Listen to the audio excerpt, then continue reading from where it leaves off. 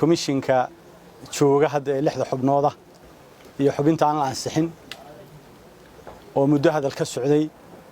oo horena halkan labada oday maantooda ka hadlayeen ay u jeediyeen inay codsi ama soo jeedin u jeediyeen inay baneeyaan maadaama oo muran hareeyay intii ay joogeen ba muran hareeyay oo ay taagneyd arintii doorashada oo iyaga wax niban tahay oo xisbiyadii iyaga aan isla fahmin waxaan mar labaad ku celinaynaa oo leenahay xubnaha komishinka ee maanta joogay 6 iyo xubintii wadani aan la dhaarin ama la ansixin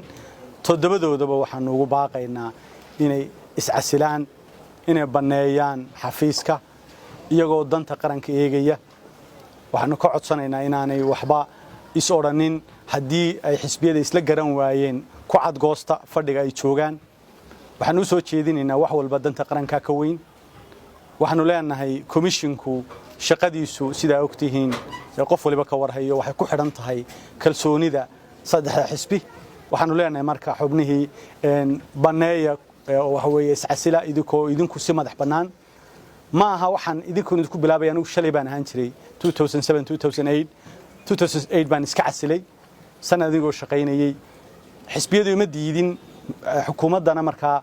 isugumaanaan dhicin si publica laakiinse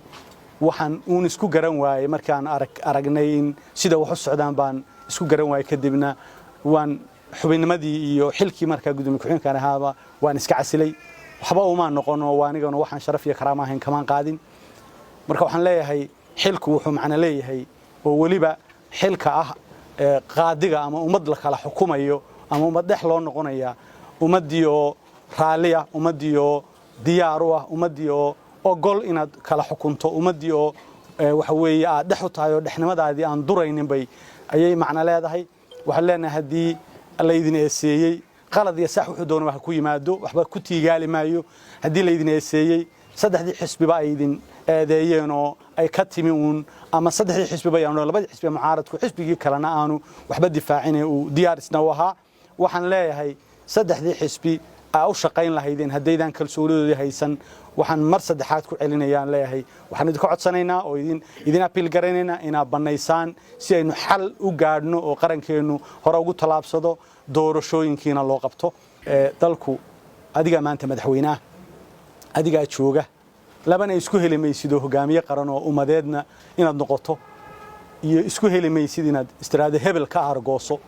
ama hiirtaanyo qof aad u qabto ama cid u qabto inaad istiraahdo ku argooso ama iska celi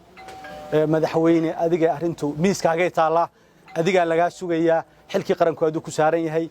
hogaamiyaha dalkiisa si wata iyo dhinaca kale waxa uu baaqay taageerayaasha labada xisbi ee u cidiyo wadani inay xasiloonida iyo nabadgelyada ilaaliyaan ayna ka warsugaan qodobada ka soo baxa kulamo maalmihii ugu dambeeyay labada xisbi magaalada Hargeysa uga socday waxaan ugu dambaysiinayaa taageerayaasha waxa weeye u cidiyo iyo wadani